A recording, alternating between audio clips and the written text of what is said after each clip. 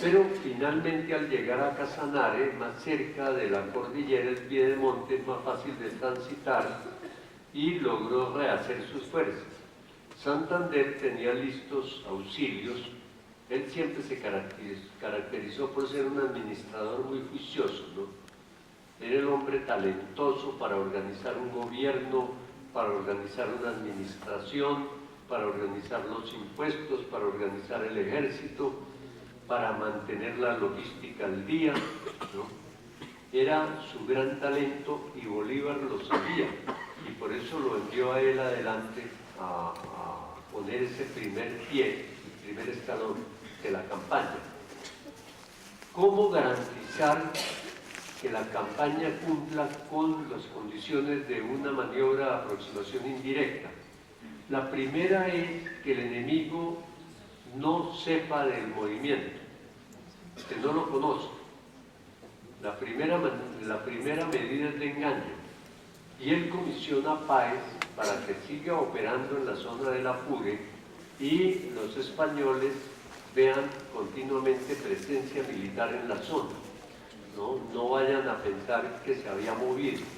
Lo hace en una época difícil en la que suponen que no iba a intentar una marcha de largo alcance por las condiciones del clima, y lo logra.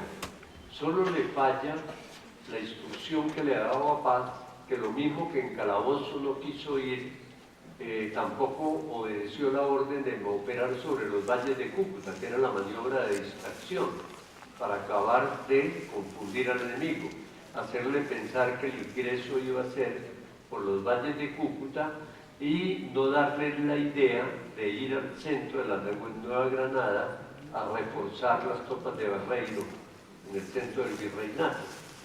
Pero por lo menos cumple la función de mantener una presencia continua operando en forma de guerrillas en el llano para que los españoles no sospechen que el cuerpo principal del ejército se ha movido. Lo logra, llegan a Pores, Santander tiene listas provisiones, los ayuda, finalmente tienen mejor alimentación. En las crónicas siempre se hace mucho hincapié en los que les llegó carne y sal. Lo que eso significa para un llanero es la vida, ¿no? Que llegue carne, que llegue sal, y que tenga cómo cuidar a su caballo. Demoran unos pocos días, ¿no? Mientras coordinan la unión de las dos fuerzas, distribuyen los cuerpos, las misiones de cada uno, y mientras se explora el camino hasta Paya. Paya se consideraba una posición formidable. Santander, que ya había operado sobre Paya, nos convence de que no es tanto, que es posible tomarla. Y Bolívar comisiona la vanguardia a los del grupo formado por Santander para atacar, y lo logran. Pero parte de la guarnición de Paya alcanza a huir, y había el peligro de, entonces de que avisaran, y como dice Bolívar en un documento, la guerra en la montaña es muy difícil, porque el derrotado siempre tiene la posibilidad de moverse, quien lo persigue no tiene la facilidad de hacerlo con velocidad, y puede nuevamente poner un obstáculo en una posición mejor. Cuando hay sucesión de montes, se pueden buscar posiciones defensivas cada vez mejores. Y toma una decisión que fue la que lo llevó a la victoria, pero que fue muy difícil y muy costosa, que fue no tomar el camino de Paya a Labranza Grande, sino por la derecha pasar el páramo de Pisba. No tenían los soldados ningún equipo para una operación de ese tipo. Los llaneros usaban una especie de guayuco de palma por todo, pues era el uniforme de la época, ¿no? Un camuflado de tejido de palma, de hilos de palma, y ningún abrigo. Las tropas de Santander estaban un poco mejor equipadas, pero no tenían abrigo para una travesía de este tipo. Además, el camino es muy escabroso. Sin embargo, Bolívar decide irse por ahí porque no quiere sorpresas en el camino. Es decir, una vez que se jugó todo por hacer esa operación, al final no iba a echar atrás. y lo intenta por el camino más difícil, pero entonces cumple con una de las condiciones más importantes de una estrategia de aproximación indirecta: ir al punto de mínima expectativa. Si los españoles alcanzaron a dar aviso y hubieran esperado la invasión, la habrían esperado por Labranza Grande, pero el ejército libertador aparece en Sochi, aparece en una situación lamentable, desarmado, ¿no? Pero los habitantes de la Nueva Granada, a diferencia de lo que pasaba en Venezuela, acudieron en auxilio del ejército. Ahora, con esto lo que quiero decir es que en Venezuela había una situación acumulada muy compleja. La guerra en Venezuela fue muchísimo más intensa que en la Nueva Granada. Fue de todas las guerras de independencia de esa época la más sangrienta, pero el pueblo estaba ya hastiado, ¿no?, después de la primera etapa.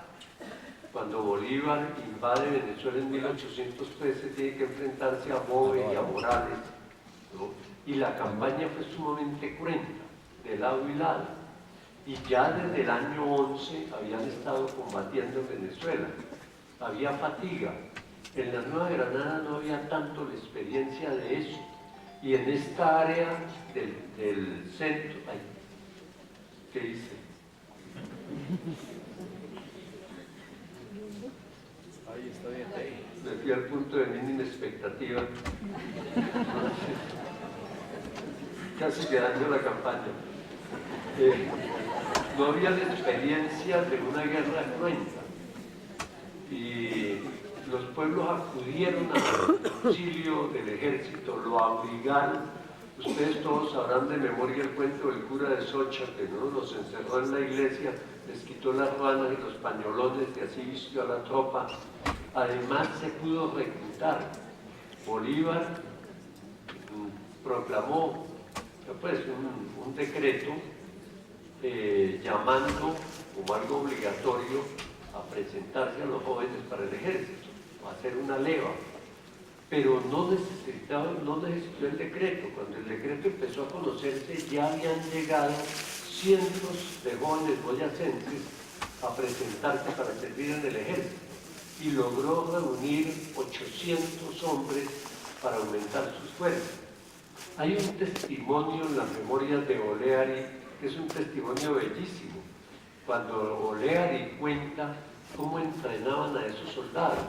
Decía, vistos a distancia uno veía una figura que no sabía qué era, parecía un animal mitológico, una cabeza enorme y luego un cuerpo como cuadrado. Pues era la cantidad de pelo y la ruana larga, ¿no? Visto a la distancia.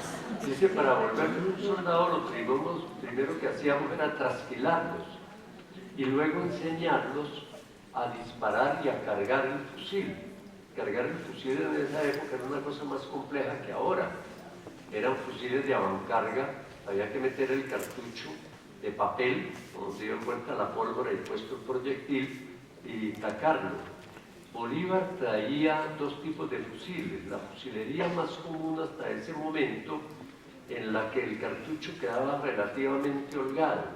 Para el infante, que estaba en una línea de tiradores, era fácil meter el cartucho y tener una cadencia para la época más o menos rápida. Pero consiguió el último modelo de fusiles, le llegaron fusiles Baker británicos, que tenían un cartucho que iba apretado. Entonces, el alcance del proyectil era mayor, era la gran ventaja, ¿no? Al quedar ajustado el cartucho, los gases de la explosión le dan más fuerza, en el otro se perdía fuerza. Para poner un ejemplo de hoy, es como los tatucos que usaba la guerrilla, ¿no?, que no tenían mucha precisión ni mucho alcance porque pues, no cumple con las condiciones de ajuste de un proyectil dentro de un cañón. Ya se había inventado el cañón rayado, eran los primeros fusiles con cañón rayado, pero no dejaban casi ninguna luz dentro del tubo, y cargarlos era más difícil. Entonces, tenían más alcance, eran más letales, pero la cadencia de tiro era muy baja. Bolívar, esto es un detalle que no es menor, decidió utilizar todos los fusiles viejos y no tanto los nuevos Baker para poder tener una cadencia de tiro más rápido y para que soldados que no tenían tanta experiencia pudieran cargar con más facilidad los fusiles. Los Baker eran para veteranos de verdad, ¿no? Que permanecían impertérritos frente al fuego enemigo y duchos en tacar por la boca del fusil. Y esto tiene importancia porque aquí en Tunja, precisamente el 2 de agosto, hace 200 años, él capturó un parque muy importante y pudo completar el armamento del ejército. El testimonio de O'Leary, que había llegado con la Legión Británica, irlandés, que después fue ayudante del Libertador y lo acompañó la mayor parte del tiempo hasta casi su muerte, es muy interesante porque dice que cogían estos campesinos, los trasquilaban, dice él textualmente, dice así en su libro de memorias, y les enseñaban primero a no voltear la cabeza cuando disparaban, los asustaban por la explosión, dice, pero en 3 días lográbamos tener, dice al final, el mejor soldado de infantería de la América del Sur. Y fueron esos veteranos de Boyacá, que aquí empezaron, los que llegaron luego a la campaña del Ecuador y a la campaña del Perú, ¿no? La infantería expedicionaria de Bolívar desde entonces fue una infantería granadina. Y de ahí viene la leyenda de un ejército con una caballería venezolana y una infantería granadina. De esos 800 boyacenses heroicos que se presentaron voluntariamente y no por el decreto, que en 3 días fueron convertidos en soldados a toda velocidad y que fueron los que se presentaron ya junto con los restos del ejército del llano aquí en la batalla de Boyacá y estuvieron también presentes en el pantano de Vargas. Hay una acotación que quiero hacer. A Bolívar se le ha criticado mucho como militar y la crítica puede tener mucha razón en el plano táctico. Él embestía como un toro y empeñaba batallas casi que increíbles, ¿no? Una batalla como la de Bomboná, por ejemplo. Eso quiere decir que me quedan 10 minutos. Entonces 10 minutos tenemos la tarea de derrotar a Barreiro, capturar una venta quemada y llegar hasta Bogotá. Eso se puede hacer hoy.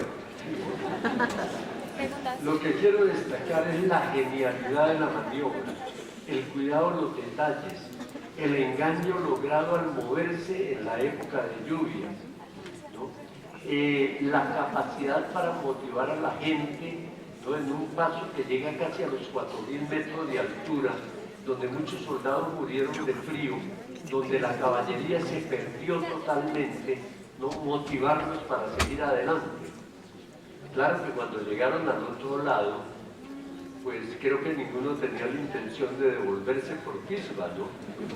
Preferían seguir con un piquete sin vuelta. Y hay que diferenciar entonces el Bolívar del estratega del táctico. En la táctica se equivocó muchas veces. La batalla del pantano de Vargas, a juicio de muchos, es una batalla que nunca ha debido empeñar en las condiciones de las posiciones en que estaba el ejército español. Sin embargo, la empeñó y la ganó. ¿Cómo lo ganó? A fuerza de liderazgo. A fuerza de liderazgo. Cuando finalmente se le presentan los lanceros de Rondón, él todavía tiene confianza en que puede ganar y los inspira para que sigan adelante, ¿no? Y entonces viene también casualidades de la guerra, los españoles cortos de munición, cuando la división Santander se lanza loma arriba, deciden retirarse. Y lo que iba a ser una derrota completa se convirtió en una victoria. Pero cuando uno examina los movimientos estratégicos de Bolívar, tiene que quitarse el sombrero. Lo que sigue en la campaña, ¿no? Él llega, combate en Gámez, regresa, ¿no? En Tópaga, vuelve a Gámez, se devuelve, luego hace un movimiento que lo lleva a Paipa, se empeña en batalla del pantano de Vargas Inmediatamente cuando el ejército español toma el camino hacia Tunja, él hace un movimiento retrógrado que los engaña, da la vuelta y llega por la espalda a esta ciudad y la toma. Barreiro había seguido al lado de Samacá para rehacerse. Cuando vuelve para seguir a Santa Fe. Su idea fija es llegar a Santa Fe, ir a la capital y no presentar batalla. Por eso lo que sucede en Boyacá es un encuentro confuso, es un combate de encuentro. Jiménez va adelante con la vanguardia y choca con la vanguardia de Santander en el puente. La caballería hace un movimiento pasando el Teatinos por abajo y logra llegarle por la espalda a Jiménez. La resistencia se desmorona, además es muy breve. Los cuerpos principales de ejército tienen un tiroteo breve también en la zona donde está el obelisco, pero la orden era despegarse, no presentar batalla, agruparse y seguir a Santa Fe, pero ya no lo logran. La moral estaba muy baja, la mayor parte de las tropas eran aquí del altiplano, los oficiales y los jefes españoles pues no tenían mucha confianza en ellos y se dispersaron.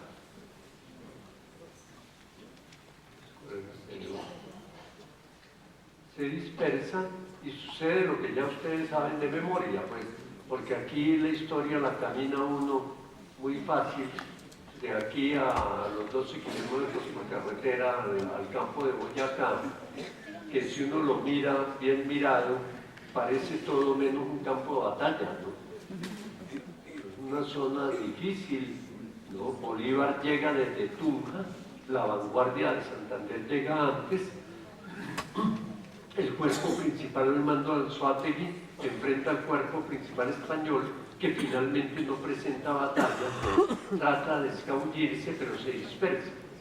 Es capturado casi todo el ejército, o casi totalmente, y Bolívar sigue la marcha hasta Venta Quemada, ¿no? Viene la batalla acá, va a Venta Quemada, aquí reúne los prisioneros, reúne su ejército y él se adelanta en Venta Quemada, se va con una pequeña escolta para llegar a Santa Fe lo más rápido posible, porque le llega la información de que el gobierno español, el virrey Sábano y todo el mundo huyó, salieron por el camino de Honda y había el peligro de que quedara en la anarquía total, no solamente la ciudad misma, sino la sabana entera. Así que Bolívar se adelanta en un movimiento muy audaz, se adelanta al ejército y llega primero a Bogotá. Las anécdotas son montones, pero desafortunadamente está por sonar ya el fin de los 10 minutos de gracia. Lo que quería con esto era señalar que antes de que se sistematizara el concepto de aproximación indirecta, que en la práctica se ha hecho desde las propias batallas de los recolectores primitivos, ¿no? La campaña libertadora es un modelo, ¿no? Porque cumple con todo, al sitio de mínima expectativa, al sitio de mínima resistencia, con engaño total del enemigo, ¿no? Sin darle tiempo a acabar de entender qué está sucediendo, ¿no? Barreiro nunca tuvo claro si estaba enfrentando una fuerza de avanzada o un ejército completo. Es decir, sembró en el enemigo la incapacidad de planear una resistencia al derecho. Y los movimientos de él siempre son los de un estratega muy inteligente, muy comprensivo de lo que es la maniobra y de lo que es el territorio. Por eso Bolívar era un gran político, porque era un gran estratega, o un gran estratega porque era un gran político. No nos vamos a detener aquí que fue primero, porque las cosas van juntas. Si la guerra es la política, pues la estrategia funciona en los dos conceptos. Así que el 2 de agosto fue el momento clave, ¿no?, de la culminación de esta maniobra. Toma Tunja, encuentra refuerzo material y está listo para lo que viene. 5 días después, cuando sabe que el ejército español se movió, sale a cortarle el paso. Y en este momento mi paso también queda cortado, creo.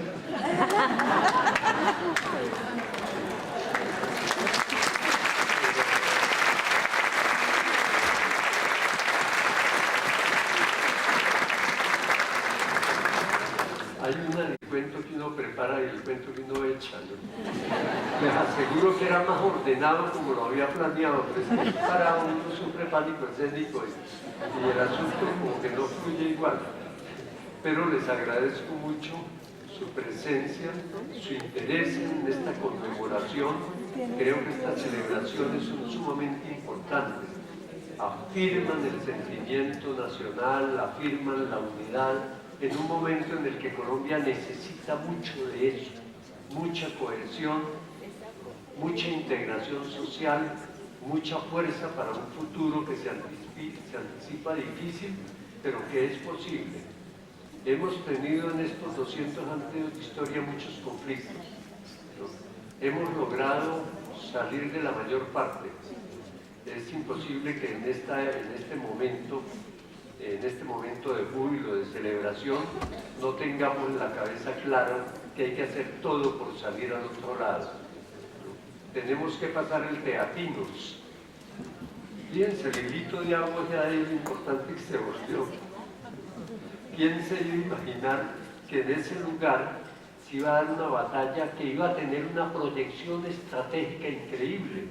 Ese pequeño combate hizo posible lo que sigue después, porque con los recursos del altiplano, Bolívar va a la campaña de Venezuela, su segunda campaña libertadora. Un ejército granadino le llega a tiempo para participar en Carabobo, se devuelve, comienza la campaña del sur, libera Quito y Guayaquil, sigue al Perú y en 1824 completa su obra en la batalla de Ayacucho. La mayor parte de quienes combaten en Ayacucho empezaron en el altiplano y en la segunda campaña de Venezuela. Buena parte del ejército del Sucre es de esa infantería veterana, ¿no? De los que se asustaban con la explosión del cartucho, ¿no? Los que a la lejanía parecían un monstruo mitológico, como dice Oleario. Esos hombres liberaron la mayor parte de la América del Sur.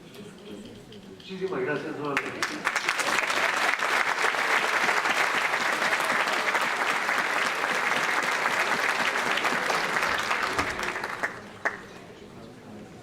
¿Así?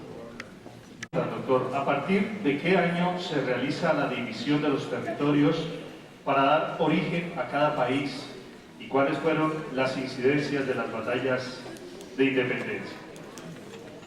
Bueno, la división territorial viene desde la colonia, ¿no? La frontera colombo-venezolana, a pesar de todo lo que digan y todos los debates que periódicamente se exacerban, participa mucho periodista y poco historiador, ¿no? La frontera colombo-venezolana es casi la misma que había en la colonia, casi. Es una de las fronteras en América del Sur que sigue más de cerca el trazado inicial. Por supuesto que la formación de esa frontera tuvo muchas vicisitudes en la primera etapa de la conquista y primera etapa de la colonia. Hubo jurisdicciones que fueron en un momento del lado de la Capitanía General de Venezuela, otras veces del lado de la Nueva Granada. Pero lo que hay en 1810 es más o menos la frontera actual. El material histórico es abundante para establecer eso. Y por otra parte hay una característica. La frontera colombo-venezolana es una frontera viva desde la colonia misma, ¿no? Y no es ninguna casualidad que diga eso en Tunja. Aquí está vivo el recuerdo de doña Inés de Hinojosa. Y aquí muy cerquita, bajando de esta plaza, está todavía el árbol. No he pasado a ver si todavía está donde la colgaron, ¿no? Tal vez es uno de los árboles más antiguos de Colombia, pero estaba ahí, en esa esquina. Estaba aquí, ¿no? De doña Inés de Hinojosa, que simboliza esa frontera viva, ese tránsito continuo desde Mérida hasta Pamplona y en un sentido más amplio, desde Mérida hasta Santa Fe, ¿no? El oriente colombiano y el occidente venezolano, en la parte cordillerana, siempre tuvieron una cercanía social muy grande, ¿no? Yo soy de la frontera y en mi infancia se notaba todavía. Ahora con estos movimientos de población que hay, uno ya no reconoce muchas cosas de la vieja Colombia, pero en mi pueblo las familias eran las mismas al otro lado, hermanos que vivían separados por el Táchira, primos, la tía allá, cultivaban café en Chinaco uno y los hermanos lo cultivaban en Rubio y lo comerciaban en conjunto, y era toda una comarca dividida por una frontera que no era frontera, ¿no? Más que frontera, era más bien un lazo de unión. Y así continuó siendo hasta la mitad del siglo XX. La frontera no era muy notoria hasta cuando los estados empezaron a poner cada vez más controles. Y nos dañaron la vida idílica que teníamos allá. La salida de todos era por Maracaibo. Durante 3 siglos se luchó por tener una salida fácil, primero por el Zulia y el Catatumbo al lago Maracaibo, para el comercio con las Antillas holandesas y con el mundo, ¿no? Hasta que cada una de esas regiones logró unirse ya con la infraestructura moderna a sus respectivos centros nacionales. Pero no era fácil antes moverse de San Cristóbal a Caracas o de Cúcuta a Bogotá. La frontera con Ecuador es muy cercana también al trazado colonial. Se discute la zona amazónica, pero es que la zona amazónica nunca fue ni muy bien conocida ni muy bien controlada. Hay muchas leyendas. Todos los países de América del Sur tienen la leyenda de que otro país les quitó territorio, ¿no? Solamente hay uno que nunca ha dicho eso, que es Brasil, que creo que ganó por todos lados, pero es comprensible. En llanura fluvial es más fácil subir por los ríos que bajar de estas cordilleras a través del monte húmedo de ladera, que es la peor selva en espesura y dificultades que puede haber en América. El bosque húmedo tropical de ladera es muy complejo, y luego meterse a las selvas amazónicas para poder llegar a las cabeceras de los ríos ya navegables. Entonces es comprensible que los bandeirantes brasileños llegaran primero a la zona de Leticia Tabatinga que algún español. Los españoles lo intentaron en la conquista, por ahí bajó Pedro Ursúa, fundador de Pamplona, que luego se va al sur, comanda la expedición por el Amazonas y es muerto por Lope de Aguirre. Pero después establecer poblaciones en esa zona era muy difícil. Entonces hay la leyenda de que perdimos una enorme cantidad de territorio. La verdad es que en 1751, es decir, en la mitad del siglo XVIII, ya existía en Tabatinga el fuerte de Tabatinga, de bandeirantes portugueses. Así que yo creo que las fronteras vienen desde la colonia misma. El Putumayo es una frontera natural, hecho en el Ecuador, y la parte de la montaña sí estaba muy bien delimitada porque era la parte habitada, entre lo que era la presidencia de Quito y la de la Nueva Granada, luego virreinato. El virreinato comprendía los 3, pero la jurisdicción del virreinato era desigual sobre el territorio. Lo que era propiamente la Nueva Granada era una parte de lo que es hoy Colombia.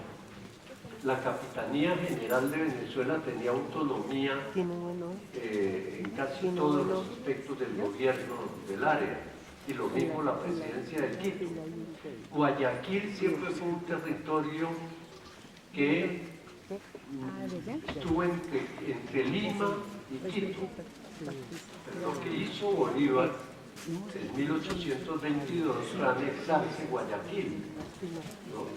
Lima siempre lo consideró una pérdida, pero había estado alternativamente bajo las 2 jurisdicciones, y finalmente Guayaquil quedó en el Ecuador. pero la conformación sufrió variaciones después, sobre todo en el sur. ¿No? El límite amazónico que fue fijado por el Tratado Mosquera Pedemonte nunca se pudo ejecutar.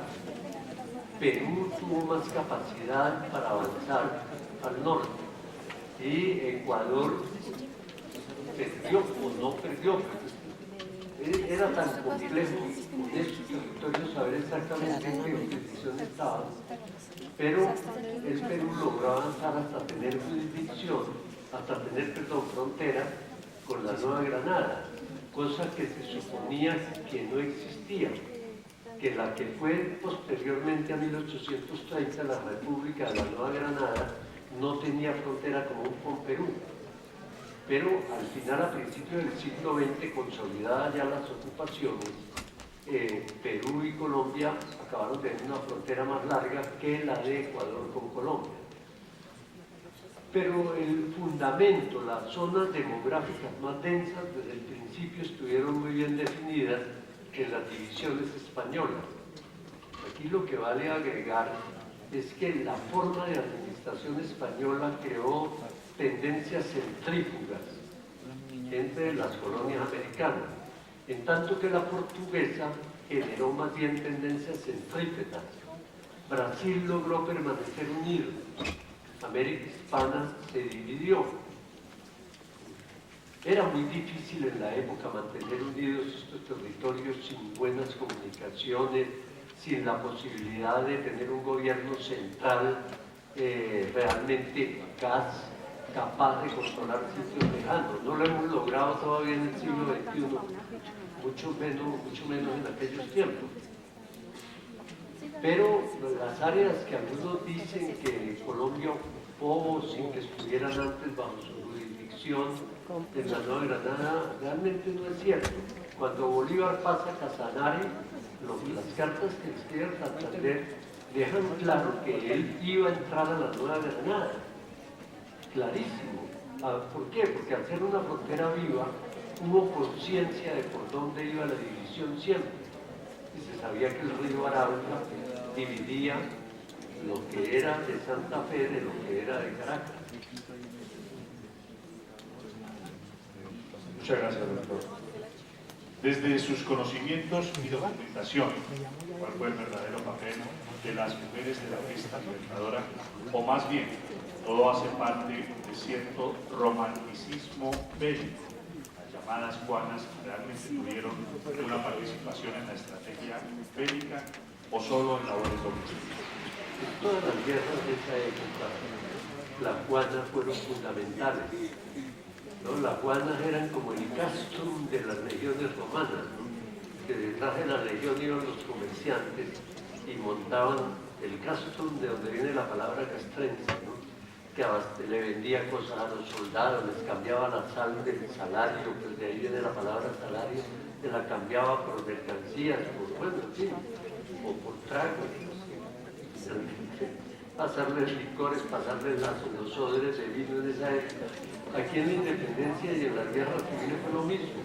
Detrás de los ejércitos iba el tren logístico, pero un tren logístico informal, no totalmente, con un gran componente de mujeres, que eran las que preparaban la comida de los soldados, en fin.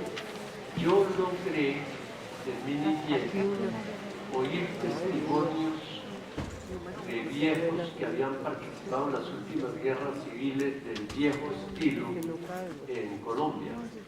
¿No? Mi abuelo me contaba en la guerra de los 1000 días y recuerdo mucho que contaba que las mujeres que iban detrás preparaban la comida, hacían unos cocidos según el deliciosos, los sancochos, utilizando el sistema de calentar, abrían un hueco, un hoyo en tierra, lo calentaban piedras, luego ponían ahí las ollas de cerámica y luego cubrían todo con hojas de palma y luego con tierra. Y así les mantenían caliente la comida para cuando pudieran llegar y perfectamente bien cocida, ¿no? Yo le oía todas esas historias al viejo, las historias del sitio de Cúcuta. Además, eso no se debía diferenciar mucho de lo que fueron las guerras de la independencia. Las mujeres jugaron un papel también muy importante en las comunicaciones. Es el caso de Antonia Santos en Socorro, por ejemplo, y es el caso de Policarpa Salabarrieta aquí en Santa Fe, que servían porque había menos desconfianza en los caminos, en las mujeres que en los hombres, y los pudores de la época pues no permitían unas revisiones muy complejas, entonces podían llevar las cartas con más facilidad, esconderlas y llevar las comunicaciones entre las distintas guerrillas, porque siempre hubo guerrillas. Creo que una de nuestras tragedias es haber tenido guerrillas desde la conquista misma, ¿no? Pasando luego por las guerras de los Pijaos en el Valle del Magdalena Alto, en medio de la época colonial, y luego la guerra de independencia y la civil. En eso fueron fundamentales. Y además algunas tuvieron influencia política muy grande. Para la situación de la mujer en la época, pues no lo pudieron hacer abiertamente, pero fueron mujeres muy influyentes. Doctor, pregunta final. ¿Qué inspiró a Bolívar en la aplicación de estrategias militares para lograr sus propósitos y cuáles considera que estas estrategias no le favorecieron en la campaña libertadora? Bueno, Bolívar tuvo una educación militar, digamos que precaria y por etapas. Inicialmente él fue miembro de las milicias disciplinadas que crearon las reformas borbónicas y que tienen en la Nueva Granada. En la Nueva Granada lo que produjeron fue conflicto entre el establecimiento militar español y las autoridades locales. ¿Por qué? Porque las reformas borbónicas aquí llegaron en el momento de la revuelta de los comuneros y la desconfianza del Estado español en los granadinos era muy grande. Entonces los criollos fueron discriminados, los criollos que ingresaban a las milicias disciplinadas que servían de soporte al ejército regular español se crearon en un momento de crisis con la Gran Bretaña, ¿no? La defensa de Cartagena en los años 80 pues fue legendaria, pero tuvo que ver con eso. Las milicias disciplinadas los mandos eran exclusivamente españoles. A los criollos que ingresaban en la Nueva Granada no les daban puestos de mando. Incluso Jorge Tadeo Lozano pide el grado de coronel. Le habían vendido un título nobiliario, nunca lo pagó, ¿no? Cuando pidió el grado de coronel se lo negaron porque ningún criollo podía tener un grado más alto que capitán. De ahí salieron personajes como Girardot, como Ricaurte, como Maza, como de Luya, ¿no? De esas milicias disciplinadas, que fueron el germen de lo que pudo ser una élite militar neogranadina. Pero ese grupo se sacrificó en la primera campaña de Venezuela. Nariño le dio 150 jóvenes de esos que habían tenido experiencia militar en esas milicias, algún entrenamiento, se los envió a Bolívar para la campaña, apoyarlo en la campaña de 1803. Bolívar invade Venezuela y esa generación se sacrifica allá. Sobreviven muy pocos. Uno de los que sobrevivió fue Maza, que después de que lo tuvieron preso en La Guaira simulaban su fusilamiento continuamente, pero siempre que lo iban a fusilar llegaba una orden que no, y lo hacían para torturarlo. Llegó con problemas mentales, ¿no? Llegó caminando durante 2 años a través de Venezuela hasta el Valle del Magdalena. Pudo subir aquí a Santa Fe y esconderse en la casa de una mujer que había sido servidora de su familia, ¿no? Los otros, como Ricaurte, como Girardot, murieron en la campaña y muchos más que no registra la historia. Entonces, cuando el ejército libertador llega nuevamente a Santa Fe, ya no es un ejército propiamente granadino, es fundamentalmente un ejército venezolano y llanero, con un componente granadino que es opacado, porque el interés de los jefes era mantener vivo el mito llanero, asegurar la lealtad de esos de esos combatientes de excelencia. Y entonces el mismo Santander, además para mostrar que él pertenecía a los que no se habían sometido, no se habían sometido a la ocupación española, a la expedición de Morillo, sino que había continuado luchando en los llanos. Y para exaltar ese grupo con propósitos políticos también ayudó a mantenerlo acá. Y hay algunas informaciones interesantes sobre el tipo de fiestas que hacían, en las cuales predominaba en Bogotá el folclor llanero y la carne asada a la llanera. Entonces todo el mito se fomentó. Y un historiador antioqueño dio un reportaje la semana pasada en El Tiempo sobre eso. ¿Por qué el papel de los granadinos, tanto las tropas de Casanare de Santander como los voluntarios boyacenses, no se ha destacado tanto? Pero ahí estuvieron. Ahora, Bolívar estuvo después en España en la Academia Militar de San Fernando en Madrid, pero al parecer fue más el tiempo que pasó en juegos de pelota que entrenándose. En su juventud un poco desordenada en Europa. Y luego él se dedicó a estudiar, examinó de cerca las guerras napoleónicas, viajó por Francia, viajó por el norte de Italia, siguió a Napoleón en uno de esos viajes y estuvo siempre muy atento a los desarrollos militares de la época.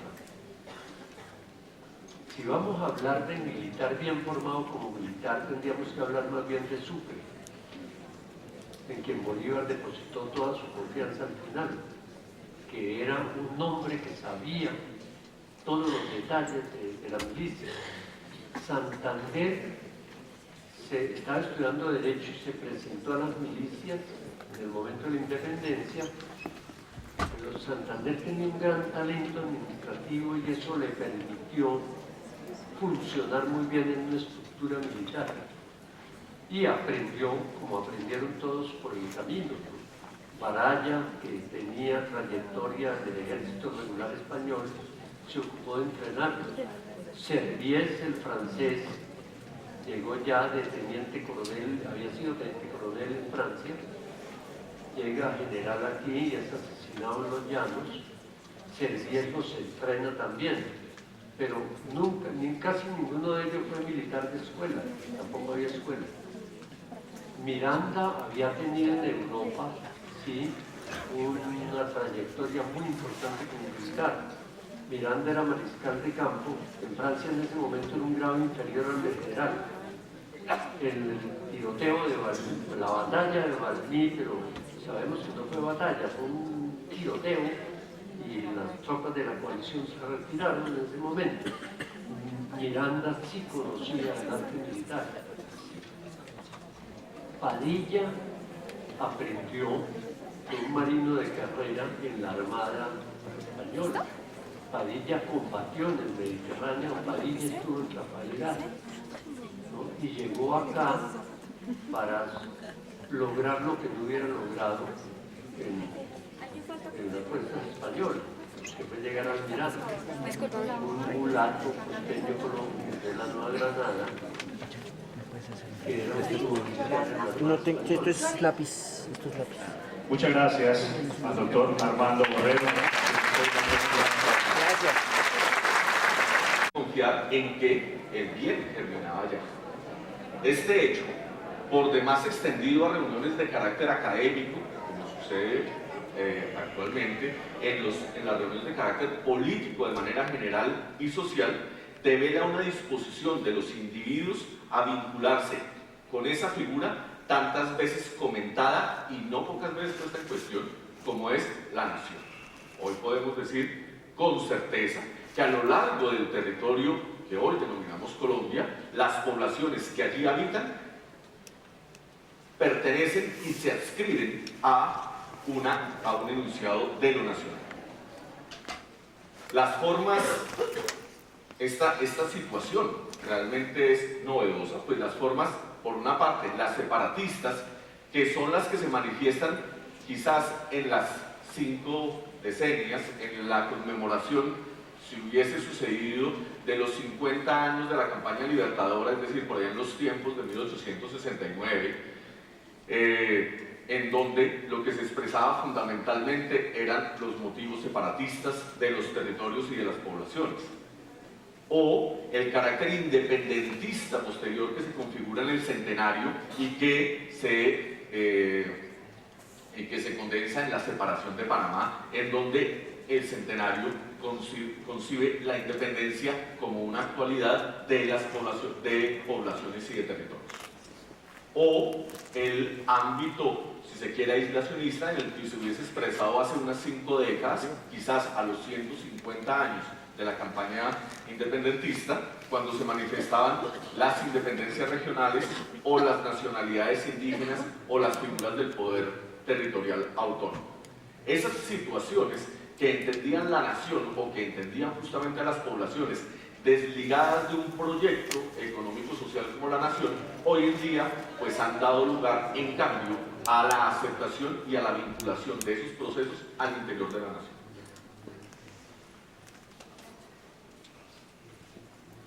La respuesta recurrente en los tiempos del Bicentenario, la actualidad, es la de aceptar la conmemoración siempre y cuando se ponga de manifiesto el rol de las poblaciones y de los territorios al interior de la construcción de lo nacional. Es decir, la discusión ya no está sobre una contradicción directa frente al discurso de la historia, sino a la necesaria incorporación de las poblaciones y de los territorios dentro del discurso de la construcción nacional. El espacio de San Andrés y Providencia, por ejemplo, es uno de los mejores ejemplos, pues allí se manifiesta la intención de avanzar en la conmemoración del Bicentenario, que resultaba, si ustedes quieren, en el proceso de investigación paradójico, porque lo que habíamos esperado, y quizás en esa noción lejana, es un rechazo a la conmemoración del Bicentenario. Sin embargo, San Andrés y Providencia insisten en la intención de avanzar la conmemoración, pero siempre y cuando la historia vincule a personajes como el almirante Luis Auri, o el apoyo, incluso dicho así, de las poblaciones insulares a los piratas del Caribe, que pudieron haber limitado la acción de los españoles en el Caribe occidental y por lo tanto el acceso a las tierras continentales. Esa recurrencia de los llamados territoriales a existir dentro de la historia resulta particular en los tiempos de producción de una historia bicentenaria. La historia, pese a la ausencia de la historia dentro de la historia general, pese a que hoy en día no se enseñe historia en la enseñanza escolar, se posiciona como un lugar de disputa, ya no solamente de rechazo. Ya lo que está no es el rechazo a la historia, el discurso histórico, sino como un lugar de disputa por parte, en general, de los movimientos sociales contemporáneos. Movimientos sociales en términos generales, no solamente los específicos de la sociología, sino las muy distintas expresiones sociales de la lectura de la nación. La historia se viene construyendo como un campo de disputa de reivindicaciones actuales.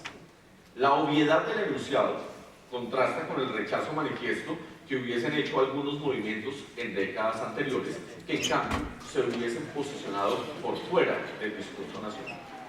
Esta evolución está relacionada en gran medida a la incursión masiva de la memoria como parte de la construcción discursiva de los movimientos y de las organizaciones. Quiero señalar aquí que me refiero a la memoria como una categoría específica para entender los discursos del pasado.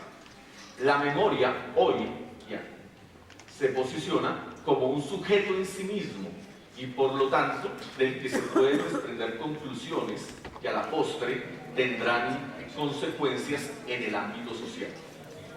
La cadena causal que se establece entre la memoria y la reivindicación de derechos, esto en la actualidad, propia de una sociedad que ha reconocido las figuras de víctima, desplazado, diferente, como una causal de derechos diferenciales, se ha extendido hoy, y este es el caso particular en el que nos encontramos, la situación en la que nos encontramos, se ha extendido a la disputa por la manera de construir un pasado un poco más lejano, en el cual se vislumbran posibilidades para la reivindicación de nuevos derechos y prerrogativas. Es decir, la memoria comienza a entrar en el mundo de la historia. Un buen ejemplo de esta pretensión es la que se produce, es un ejemplo, en el Casanare, alrededor de al menos dos figuras. Por una parte, la de Juan Nepomuceno Moreno, y por la otra, en la figura de María Rosa Lazo de la Vega. Cada una de ellas acompañada de sendos enunciados positivos, de exaltación de los sujetos, pero además de reclamaciones muy contemporáneas. Juan Nepomuceno Moreno se constituiría, como se ha reivindicado, en el primer presidente de Colombia, lo sugieren desde el Casanare, y bien, si las evidencias históricas no son identificadas y no existe un acervo documental que pueda darle la categoría de primer presidente de Colombia, esto sería, en cambio, no la inexistencia de la figura, sino en el discurso contemporáneo de grupos de académicos, la prueba de la forma centralista de construcción del discurso histórico. Es decir, incluso la ausencia de documentos sobre esa presidencia es argumentada sobre el hecho de que existe una inequidad en la manera como se construye el discurso histórico. La conclusión no necesariamente es falsa, aunque no necesariamente valida por ser coherente el hecho de que hubiese sucedido de esta manera. Asimismo, el hecho de que María Rosa Lazo de la Vega exista dentro de la historia como el sujeto que presta los dineros a la independencia y que la discusión al respecto de si el préstamo se hizo o no se hizo y si los dineros fueron reintegrados o no, lo que resulta sorprendente hoy en tiempos del Bicentenario es que cualquiera hubiese sido la relación comercial de préstamo de unos dineros a la campaña libertadora hace 200 años, se entiende hoy como una deuda histórica de la nación frente al Casanare. ¿Bolivia sí La clasificó? noción de deuda histórica, el caso particular, que podría ser interpretado como una deriva entre particulares y una deuda a particulares, hoy transita en el discurso histórico de la deuda particular a la deuda histórica entre un enunciado general de la nación y los territorios particulares. Este es, sin ninguna duda, una expresión contemporánea de la manera como entendemos la historia y como nos posicionamos frente a ella desde instrumentos de la memoria. No es un balance en ninguno de los dos casos sobre la veracidad o no de los argumentos, pero en cambio sí señalamos la aparición de una reivindicación regional que se sitúa al interior de la discusión histórica y no al exterior, empleando un discurso a la vez histórico y con reivindicaciones políticas contemporáneas.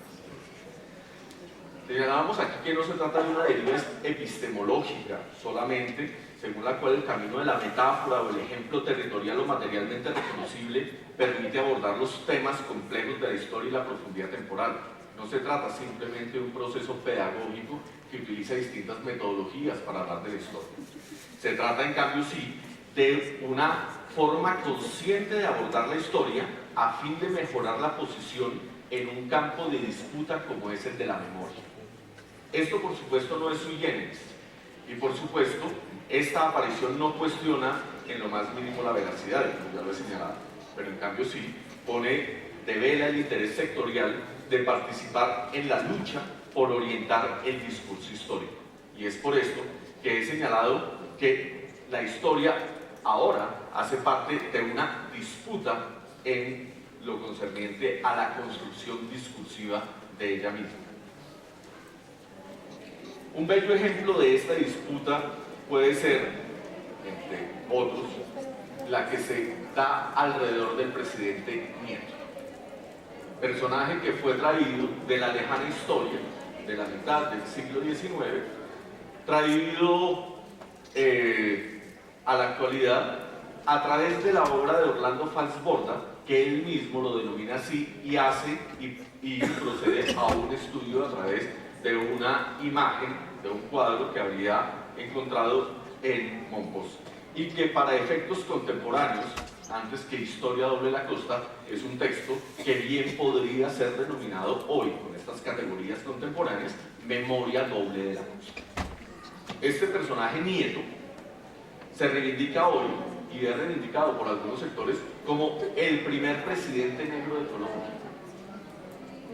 La belleza del enunciado, este enunciado del primer presidente negro, no puede pasar desapercibido de los ojos de la Casa de Nariño. Y en un acuerdo entre sujetos de la política, la expresión racial transformada en expresión étnica pone en evidencia lo políticamente correcto. Ciertamente agradable, es decir, en este momento, ese momento es un momento del presidente Santos, en donde un enunciado como Colombia es un país incluyente desde el siglo XIX resulta políticamente correcto, y entonces la solicitud expresa de que aparezca dentro de la galería de presidentes colombianos un presidente que solo contemporáneamente tiene una reivindicación de carácter étnico a través de un enunciado de orden racial. La discusión histórica y académica no lo vincula directamente y no podría aceptar esta categoría, pues es un sujeto que en ningún momento, y no existe ningún tipo de evidencia en donde él mismo hubiese tenido una denominación como negro o algún tipo de categorización en donde él mismo se describa como tal. En cambio sí, una lectura a través de algo que es lo más representativo de una idea racial, y es el hecho de que hay un cuadro supuesto en donde pareciese que hay un determinado tono de piel.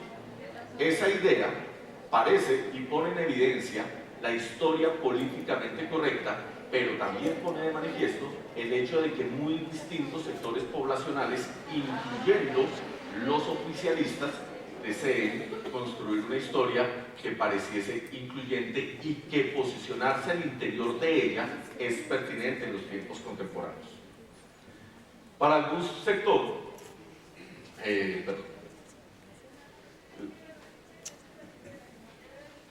para algún sector como oportunidad de reivindicación, para otro sector como es demostración de inclusión. Estas conclusiones a las que los análisis históricos, por supuesto, como señalaba las academias de historia, los institutos de historia, no logran afectar, pues las formas de disputa de la memoria son ahora las de la historia. Es decir, aquí nos encontramos ya con las metodologías de discusión de la historia, esas formas sociales de la memoria ahora irrumpen en las decisiones de las decisiones históricas. Esto que estaba aplicado, las metodologías de la memoria contemporánea de los tiempos, muchas gracias, estos tiempos contemporáneos, los análisis de la violencia de los últimos tiempos, en donde la memoria, las metodologías de la memoria ahora afectan la historia, al menos las de la disputa por los últimos 200 años.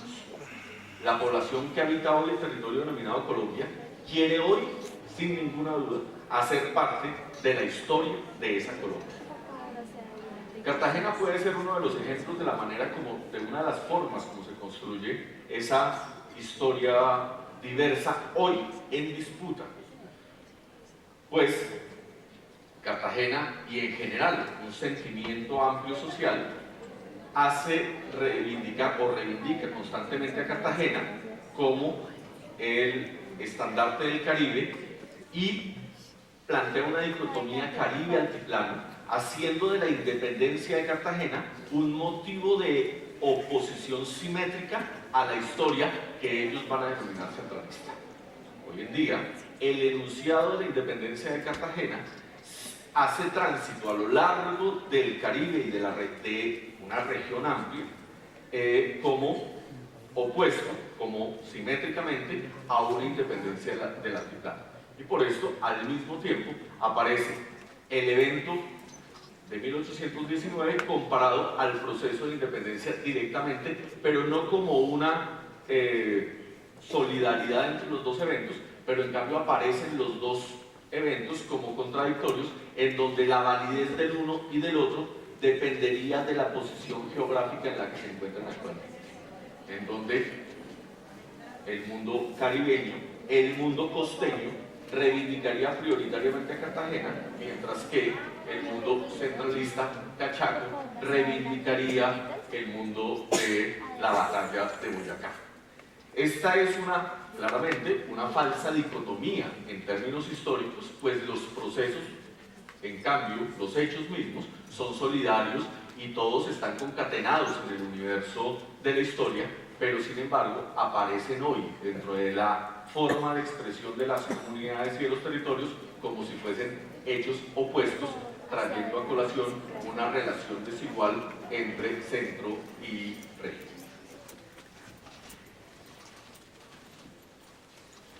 Otra forma de reivindicación, pero insisto, esta dicotomía, pese a que aparezca como dicotomía, no es un posicionamiento externo, sino en cambio hace parte de esa disputa.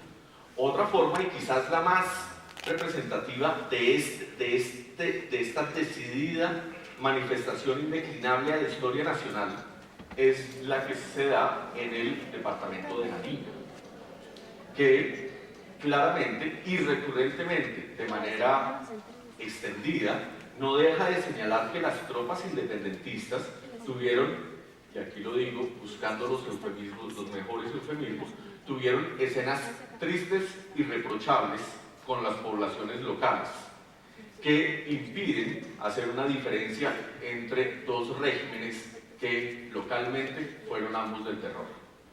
Ambos localmente, pero el departamento de Nariño o las poblaciones que habitan un territorio que denominamos como tal, se expresan la conciencia de esa historia dolorosa y triste, pero sin crear una distancia frente a la construcción de lo nacional. En cambio, construyen a partir de ese dolor territorial un vínculo efectivo con las reivindicaciones contemporáneas a un Estado que tiene unas discusiones económicas y políticas. Parece tratarse de un esfuerzo social para referirse a procesos complejos que no derivan en una forma homogénea ni de ética ni de estética, y por lo tanto en ninguna forma de patria. En este punto, es en donde se crea una verdadera dicotomía de la nación, pues a la reivindicación plural y diversa de la composición nacional se siguen oponiendo los preceptos de la patria que nos remiten en cambio al país del padre, no en términos de parentesco, por supuesto, sino al país de la autoridad, de la moral y de la norma concebidas homogéneamente. El centenario, hace 100 años, centró su atención en la noción de patria. El bicentenario, en cambio, hace presión recurrentemente en esta disputa sobre la idea de nación, ya no de patria. Ese quizás es el salto cualitativo más importante en estos últimos 100 años. En realidad, y en el análisis mismo de las dos categorías, podríamos decir que no hay enunciados productivos económicos, ni en lo natural, ni en lo territorial, y quizás ni en la organización, que puedan hacer una diferencia entre la noción de patria y la noción de nación. Pero en cambio, es evidente que hay una distancia en las formas de concebir el relacionamiento político, así tal como lo mismo concebido Hannah Arendt, mientras que la patria se concentra su atención a la virtud cívica, tal cual sucedió hace 100 años. La nación se concentra en la inmanencia y la existencia de las poblaciones contemporáneas. Ese salto, ese hecho de que la historia se construya, o sea, la pretensión de la historia y del discurso histórico, hace 100 años se hubiese centrado en la virtud cívica para construir la idea de historia y así de patria, hoy hace un tránsito hacia la existencia de las poblaciones y privilegiar la noción de nación. Los discursos que habían reivindicado el análisis histórico, y esto en cambio, como fundamento del análisis social, algunas formas lógicas y académicas han construido la idea de la historia como fundamento del análisis social, se ven hoy enfrentados en los tiempos contemporáneos hoy al gran desconocimiento de la historia y de los procesos causales en que se sitúan muy frecuentemente las organizaciones sociales. Pero en cambio, estas mismas tendencias, vamos a señalarlo, las lógicas del materialismo histórico y estos análisis materialistas históricos se ven en cambio sorprendidos por la disposición de abordar toda discusión sin necesidad de definir el periodo cronológico, como una deriva de un vínculo entre población y territorio casi sin modificación. ¿Esto qué quiere decir? Que al mismo tiempo que hay un desconocimiento de los procesos históricos causales, como los historiadores los conocemos unos concatenados con otros, hoy en día el desconocimiento de la historia, seguramente, y tiene mucho que ver la ausencia de enseñanza de la historia, en cambio, desaparecen, pero no desaparece la conciencia sobre un pasado en ese territorio. De ninguna manera, una reivindicación social como la de Simona Amaya, como representante del coraje y la determinación de la mujer boyacense, se encuentra situada en alguna pretensión, como se esperaba, del capital por reivindicar próceres lejanos para aumentar los contemporáneos.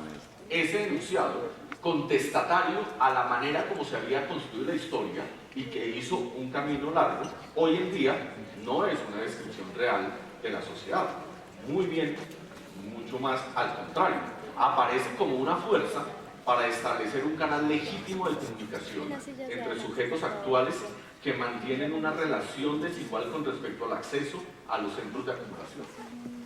La defensa territorial y ambiental por parte de las comunidades contemporáneas y la utilización de las figuras del pasado se ve mezclada en los tiempos contemporáneos, haciendo de las miserias del presente el contexto para narrar los acontecimientos del pasado, aunque posibilitando un sentimiento de emancipación en el que las virtudes de los personajes históricos redundan contemporáneamente en las poblaciones locales. Lo único que parece haber desaparecido es la distancia temporal, pues el sujeto de hace 2 centurias se reivindica con el ímpetu y con las consideraciones del ser contemporáneo. Eso resulta muy importante, porque esa apropiación de la que he mencionado en términos de la construcción nacional a partir de lo territorial, hoy en día se relaciona con esos sujetos del pasado como sujetos del mundo contemporáneo. Ese sujeto no es lejano, no es traído de una fantasía, sino que parece ser un habitante del territorio habitado por las comunidades contemporáneas. Lo único que parece haber desaparecido entonces es la distancia temporal, pues el sujeto de hace 2 centurias es ahora el contemporáneo, y la distancia temporal que parece evidente es un simple enunciado del bicentenario. La distancia temporal, cuando decimos bicentenario, se ve diluida por una forma de concebir al sujeto histórico a través de un vínculo indeclinable con el territorio.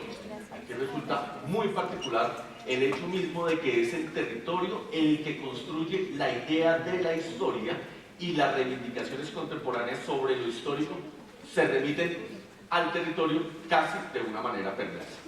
Tanto así que sujetos como Inocencio Chincá, que deben mantener sus restos en Vivasosa, Boyacá, son objetos de reivindicación por parte de comunidades casanareñas que pretenderían devolverlos y, entre comillas, repatriarlos a Tame, en donde ese vínculo territorial se condensaría. Lo territorial se vuelve hoy de una manera legítima, pero en algunos casos perversa, en la única manera de entender los procesos de la historia. Sin embargo, es ese el fenómeno con el que nos encontramos contemporáneamente. En efecto, la relación población-territorio es la que se impone frente a las otras posibilidades. La idea de población-historia o la de territorio-historia es mucho menor a la que se entiende con la población-territorio. Eso es hoy manifiesto por muy distintos sectores poblacionales, pero es justamente la idea de nación, la idea de vincular ya no unos valores como lo hubiese pretendido la patria, sino en cambio unas poblaciones con un territorio. Y esto es recurrente hoy en la manera como se construye tanto por las entidades territoriales como por los grupos poblacionales. Dicho manera de hipótesis, pareciese aquí que 200 años, en el caso de Colombia, son una distancia temporal apenas perceptible por la diferencia generacional, aunque no constituyen una amplitud en la que se reconozcan verdaderas transformaciones. Las distintas formas discursivas de entender los procesos, y lo hemos verificado en Arauca, en Casanare, en múltiples espacios de Boyacá, manifiestan esa cercanía entre los sujetos y los eventos de hace 200 años con los que habitan hoy los territorios colombianos. Si la situación contemporánea tiene la facultad de extenderse hasta el umbral de los 200 años, los sujetos tanto del presente como del pasado tienen la posibilidad de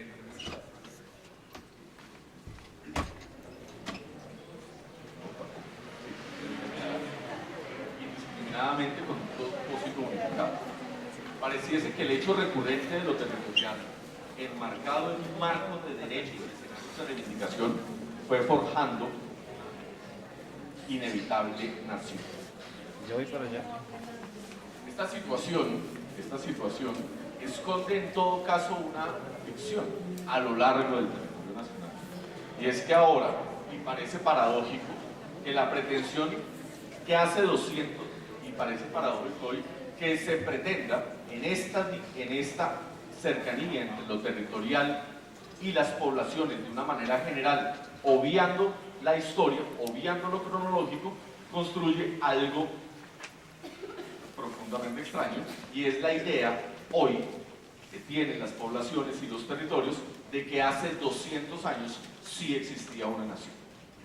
Pareciese, al contrario, de las iniciativas que se tienen sobre la formación y las pedagogías y la construcción de la nación, pareciese hoy que los movimientos sociales y los distintos territorios, en cambio, reivindican la existencia de una nación, expresándose como que es ella la que existe temporalmente, que la que existe estructuralmente a lo largo del tiempo, y que hacen todos los sujetos, los de antes y los de la época actual, parte de la misma estructura.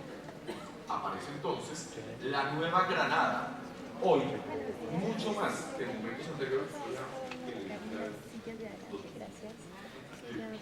No, pero ya, si lo van a cambiar, ya, así. Aparece entonces hoy en el ámbito de la historiografía, pero además en el ámbito de la construcción social, del discurso social sobre la historia, la idea de una Nueva Granada como fundamento y igualdad de la nación contemporánea. Nueva Granada y Colombia se constituyen hoy en los discursos, tanto históricos. Creo que esta mañana presenciamos justamente esa forma de enunciado en donde parece que no hubiese una diferencia entre Nueva Granada y territorio colombiano, porque justamente se comienza a evidenciar el hecho de la ausencia de los procesos de construcción causal que tanto habían reivindicado los historiadores, pero en cambio la apropiación social de un discurso según el cual la historia transita por un territorio que es el elemento estructural. Esta es una terrible ambigüedad, porque a la ausencia de historia que hemos constatado,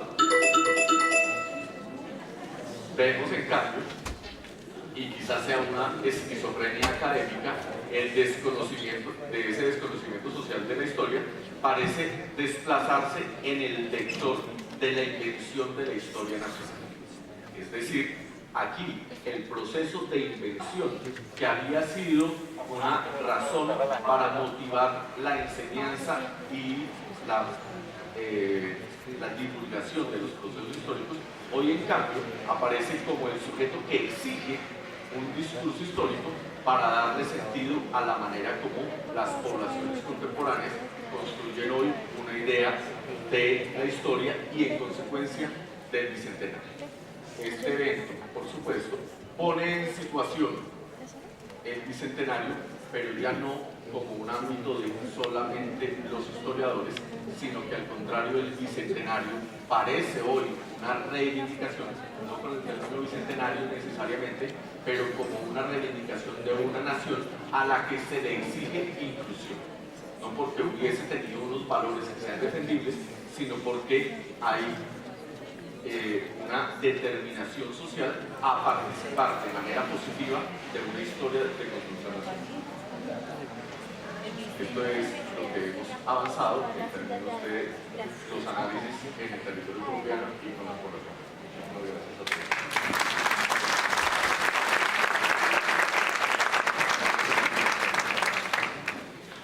No hay problema de gestionar la política y que se construya tal vez, no sé, en torno al bicentenario. Sí. Pues bueno, ¿quiénes se encargan de gestionar la política? La política pública, digamos que se construye en los escenarios políticos, en donde las diferencias de poderes tienen roles diferenciales. Podríamos decir que en ningún caso el bicentenario, los discursos históricos están apropiados de manera homogénea. Si bien existe un discurso de índole académico, la manera como hoy, y es lo que he manifestado pues, en la exposición, no se responde de manera académica, incluso muy poco de manera académica. Hay una discusión prioritariamente política y por eso enunciados como el bicentenario debe ser un momento para traer obras y desarrollo regional, es recurrente y por supuesto ha sido la campaña, ha sido la bandera de la política del gobernador de Boyacá, ha sido centrada sobre la necesidad de traer obras al territorio. La idea de que el desarrollo es lo que motiva la existencia de las poblaciones contemporáneas, está ligado directamente a eso, y la utilización del bicentenario como argumento político pues se manifiesta recurrentemente. De la misma manera pasó con los departamentos de Arauca, Casanare y Cundinamarca con mucho menos efectividad. Sin embargo, la aparición del discurso del bicentenario a lo largo del territorio nacional, que es lo que he señalado, y prioritariamente al interior de los movimientos sociales y de las comunidades que habitan territorios, resulta sorprendente. Entonces, la diversidad de elementos que construye la política son variados. Ahora bien, la política pública con respecto al bicentenario pues tiene que ver justamente con las instituciones que toman decisiones y hay una pretensión, una cierta preocupación institucional, tanto del Ministerio de Educación, del Ministerio de Cultura, de la Presidencia de la República, por supuesto, de crear unos procesos que respondan a unas necesidades generales, sobre todo en el ámbito de la historia. He mencionado recurrentemente la ausencia de la enseñanza de la historia y, en cambio, la determinación hoy del Ministerio de Educación Nacional de construir una cátedra de historia y construir unas premisas básicas para que, sin perder la autonomía regional de las entidades educativas, se pueda hacer el ámbito de la formación y del conocimiento de la historia de los últimos 200 años. Gracias, doctor. Carlos Pinto nos pregunta, las tendencias del discurso social de hace 200 años y el contemporáneo guardan relación. ¿Cuál es el hilo mejor conductor que los ha relacionado durante 2 siglos de historia? Recurrentemente he insistido en esa aparición que incluso hoy como sujetos del mismo tiempo nos parece obvio, pero que no es el mismo discurso que se había consolidado hace 100 años. El ámbito de lo territorial es sin ninguna duda la idea que nos vincula entre uno y otro. Por eso finalizaba la exposición señalando la idea de nación había sido entendido recurrentemente como la necesidad de construir un proceso de construcción, como una utopía y un horizonte. Hoy en día aparece la nación, ese vínculo estrecho entre territorio y población, como el sujeto estructurante del discurso del pasado. Entonces, a esa idea bolivariana de construcción de una gran nación multideterminada de esa gran Colombia, hoy en cambio se oponen unas ideas según las cuales las categorías son inmodificables. Ninguna pretensión menos bolivariana que es la de la inmodificabilidad de las categorías territoriales. pero en cambio hoy sí aparece de esa manera, en donde las provincias del siglo XIX aparecen como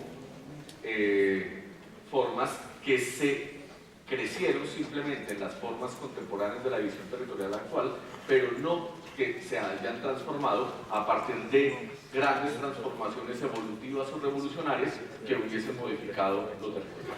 Es eso, la noción del vínculo entre territorio y población, lo que construye la idea de nación y que hoy está afianzada claramente a lo largo del territorio, a lo largo pues, de este espacio llamado Colombia. Gracias, doctor.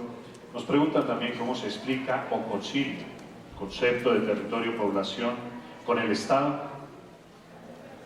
Bueno, ya es una pregunta, digamos, casi pues, respondida recurrentemente.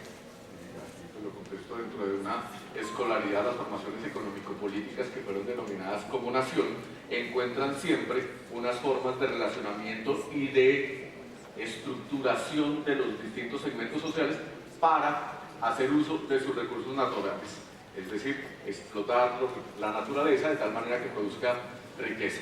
Esa relación productiva es la que se ha denominado Estado, digamos, ampliamente, y que sigue existiendo pese a que las transformaciones con respecto al relacionamiento ambiental, las transformaciones con respecto a las nuevas formas de relacionamiento político siguen poniendo de manifiesto la existencia pues, de órganos reguladores de esas tensiones generadas entre clases sociales y entre sujetos y territorios. Doctor, finalmente, con las reivindicaciones geográficas de independencia y bicentenario, ¿no se pone en peligro la identidad nacional? Todo lo contrario, justamente todo lo contrario. Lo que he puesto de manifiesto es que las discusiones de hace 50 años, en donde se hablaba de nacionalidades indígenas que de ninguna manera se posicionaban al interior de una idea de Colombia, en donde algunos movimientos sociales no exaltaban la existencia de una Colombia, sino al contrario, se posicionaban al exterior de ella. Hoy en día no son los que ocupan la escena social. Hoy en día los distintos movimientos de las mayores izquierdas y de las mayores derechas reivindican de manera, no sé si homogénea, pero reivindican ambos la existencia de una nación colombiana. Quizás el enunciado posmoderno o el enunciado según el cual la velocidad de los sistemas comunicativos y el fluidez de la informática y los sistemas comunicativos nos iban a sacar del ámbito nacional para posicionarnos en unos sujetos de otra dimensión no ha sido opuesta a la construcción de lo nacional. Todo lo contrario. Algo que no hubiese sucedido en otros momentos, como los apoyos fervientes, y en esto la simbología es muy importante, no solamente el manejo de los medios de comunicación, sino la adscripción simbólica a las cosas que tienen que ver. El hecho de hoy en día el masivo apoyo a algo como la Selección Colombia, que es una traducción de esos elementos identitarios a nivel nacional. El hecho de que los me imaginaba que este señor es el más importante, Daniel Picón. Sino además del atletismo, y que sean objeto de orgullo, de pasión y desafortunadamente pues de una movilización a veces perversa, porque nos matamos en general cuando ganamos, cuando tenemos motivo de fiesta, son características de una aceptación implícita de una simbología que se elige hoy pues, creando unas colectividades. Entonces, sí, el Bicentenario está situado dentro de un proceso de formación de una identidad y que está lejos de entrar en decadencia. Muchas gracias al doctor Ernesto Montenegro, director del Instituto Colombiano de Antropología e Historia del Estado. Lo invitamos entonces también para que haga parte. Colombia, Departamento de Boyacá, Gobernación, Decreto 505 del 1 de agosto del año 2019, por el cual se confiere una condecoración. el gobernador del departamento de Boyacá, en uso de sus atribuciones legales y considerando que por medio del decreto 2432 de fecha 4 de agosto del año 2009 se declaró abierto el diseño preparatorio de la campaña libertadora y del triunfo de la batalla de Boyacá el 7 de agosto de 1819, que es necesario y oportuno que el gobierno departamental distinga y exalte a personas o entidades que presten servicios eminentes a la cultura o al pueblo boyacense,